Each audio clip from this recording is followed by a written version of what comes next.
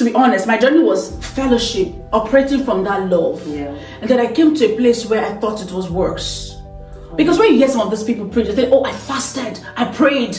They make it look like it's their labor that get, but I've never known that labor side. You need to press and get the power. I've known Jesus as a line. Everybody just know how he works with you. Yeah. I fast, I pray, but I'm not doing that because that's where my power is. I'm doing it to stay alert.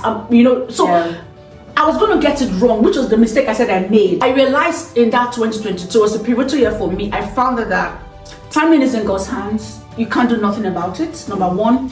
Number two, so long as you're walking in obedience, that should be enough. There's nothing God does because you're praying. Yeah. He does it because he wants to. He's a king. So imagine being that kind of person of that status, in quote, if you want to look at yourself in that way, going to this church that literally invited you because you're on fire for teenagers and you couldn't even get no one filled. I drove home embarrassed and I went to the Lord and said, why? What happened? He said, because you were depending on your sister was fasting or your sister was prayer. I don't do that. The Lord said to me, I don't do that. If you want me to get them filled, do it the way you've always done, depending totally on me. I don't need your contribution. Yeah. That was my freedom from performance. Even though no contribution from you. No. It has to be fully God. Fully him. The pastor guy told me I was gullible. He told me to my face I was gullible.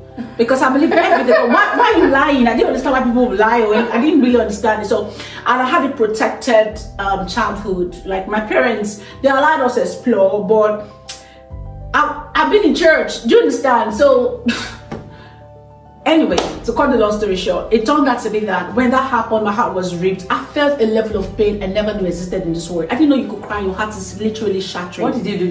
He just left me for another girl. That was it. And he left me several times because he kept coming until I said he was a narcissist. When I got to understand what that was. But that was what opened me up to be able to. It brought maturity to me. It made me understand what women go through. In fact, everything a woman can go through, down to childbirth, down to relationships, I know, I understand, I've been there.